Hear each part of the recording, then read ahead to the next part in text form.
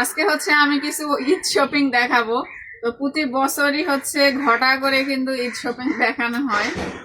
তো আজকে আমি কিছু ঈদ শপিং করছি, কার কার জন্য করছি সেটাই দেখাচ্ছি, ঠিক আছে? তো এইটা হচ্ছে ফার্স্ট অফ অল মায়েরা বুড়ির জন্য। এই যে একটাই শুধু কেনা হয়েছে, যেহেতু টাকা পয়সা নাই, শর্ট মানে যেইটা না করলেই নয়, শুধুমাত্র সেইটাই। আম্মা দেখি দেখি যাই দে, নতুন জামার বল ছিঁড়ে ফেলছে। আর এটা হচ্ছে আমার বড় মেয়ের জামা। মানে বাচ্চাদেরই শখ বেশি, বাচ্চাদের যেহেতু ঈদ, আর যখন সংসারে যে দায়িত্বে থাকে তার কথা সে নিজেই ভুলে যায়। আর মার জন্য কিনছি, মার হচ্ছে এখানে আসার পর থেকে মানে পরার শাড়ি নাই। আমি এর আগে কিনে দিয়েছিলাম দুইটা, মনে হচ্ছে 6-7 মাস হয়ে গেছে। তো পরার শাড়ি নেই, সব নষ্ট হয়ে গেছে। তো মার জন্য মূলত কিনলাম এই যে দুইটা প্রিন্টের শাড়ি।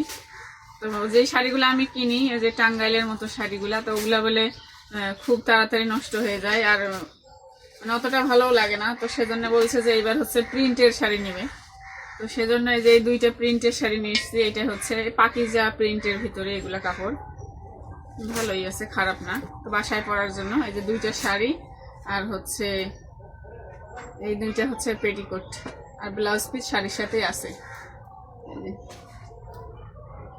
আর আব্বার জন্য দুইটা হচ্ছে লুঙ্গি আছে আব্বার। তো আব্বার জন্য শুধুমাত্র দুইটা গেঞ্জি নিয়েছিলাম। গেঞ্জি পরে ওই যে এরকম হাতা এ পর্যন্ত ওই গেঞ্জিগুলা পরে, তো ওই গেঞ্জিগুলা মনে হয় নিয়েছি দুইটা, ঠিক আছে? তো এই হলো আমার এইবারের ঈদ শপিং, ঠিক আছে? কেমন হয়েছে অবশ্যই জানাবেন। তো মায়েরার জন্য কালকে আমি একটা জামা দেখলাম, মানে খুবই সুন্দর লাগলো। তো জামাটা মানে দাম বেশি চাইছে আর কি, মানে 2200 টাকা। জোরাজোরি করলে হয়তো 1000-1200 টাকা দিবে, ঠিক আছে? তো ওইটা আর কি নিতে পারি নাই, ব্যালেন্স অত ছিল না, পরে এইটা নিছি।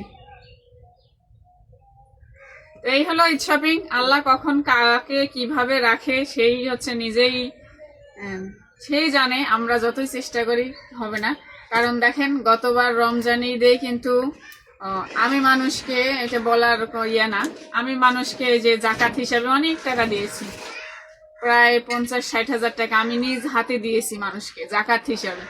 আর এই রোজায় মানে হচ্ছে আমাকেই মানুষ জাকাত দিচ্ছে, ঠিক আছে? তো কখন কার অবস্থা কেমন হবে কেউ বলতে পারে না, গর্ব করার কিছুই নাই, নসিবে যা আছে তাই হবে।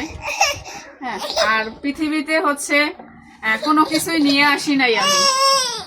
হ্যাঁ, আমি জন্মের 10 মিনিট আগে থেকেও কিন্তু আমি কোনো কিছুই নিয়ে আসি নাই।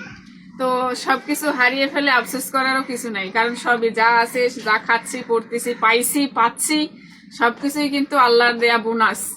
কিছুই আমি নিয়ে আসি নাই সঙ্গে করে। তো ভালো থাকবেন সবাই, দোয়া করবেন আমাদের জন্য। আল্লাহ হাফেজ।